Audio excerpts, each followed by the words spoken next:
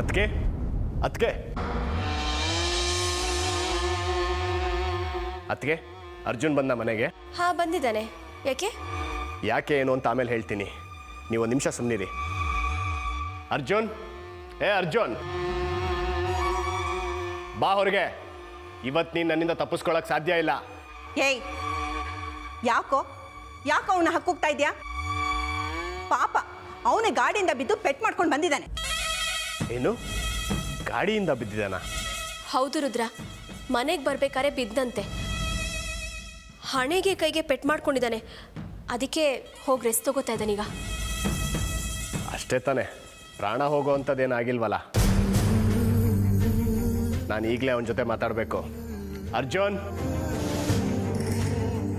ಅರ್ಜುನ್ ಬಾರೋ ಇಲ್ಲಿ. ರುದ್ರ, ನಿನ್ಗೇನಾದ್ರು ತಲೆಗಿಲ್ಲ ಕೆಟ್ಟಿದ್ಯಾ?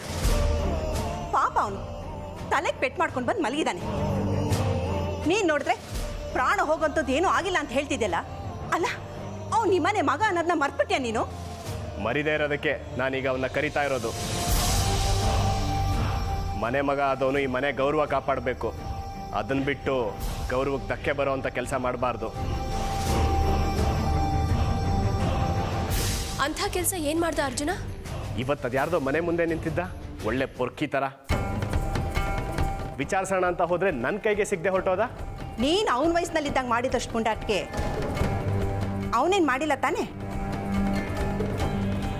ಅರ್ಜುನ ನನ್ನ ಮೊಮ್ಮಗ, ಹಾಗೆಲ್ಲ ಅವನು ಈ ಮನೆ ಗೌರವಕ್ಕೆ ಧಕ್ಕೆ ಬರೋ ಹಾಗೆ ನಡ್ಕೊಳ್ಳಲ್ಲ.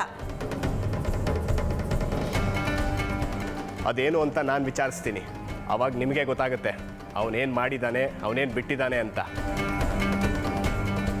ಅವನನ್ನು ಹೀಗೆ ಅಲಿಯೋದಕ್ಕೆ ಬಿಟ್ಟರೆ ಅವನು ನಮ್ಮ ಕೈಗೆ ಸಿಗೋಲ್ಲ. ನೋಡೋ, ನೀನೇನೇ ವಿಚಾರಿಸೋದಾದ್ರೂ ಬೆಳಗ್ಗೆ ವಿಚಾರಿಸು. ಅವನೀಗ ಮಲಗಿದ್ದಾನೆ, ಅವನ್ನ ಎಬ್ಬಿಸ್ಬೇಡ. ಇಲ್ಲಮ್ಮ, ನಾನು ಈಗಲೇ ಅವನ ಜೊತೆ ಮಾತಾಡಬೇಕು. ನಾನು ಹೋಗಿ ವಿಚಾರಿಸ್ತೀನಿ ಅವನ್ನ.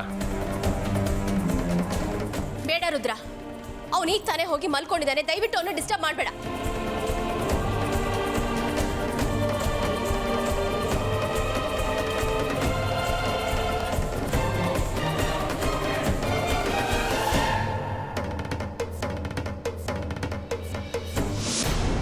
ವಿಕ್ರಮ್ ಸರ್, ಕಾನೂನು ವಿಷಯದಲ್ಲಿ ನೀವೇನು ಟೆನ್ಷನ್ ತಗೊಳ್ಳೋ ಅಗತ್ಯ ಇಲ್ಲ.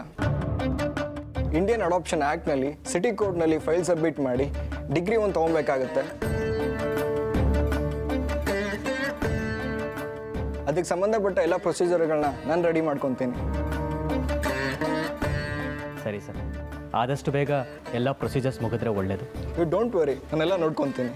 Thank you sir. Okay, thank you. ಅತ್ತೆ ಮಾವ, ನಿಮಗೆ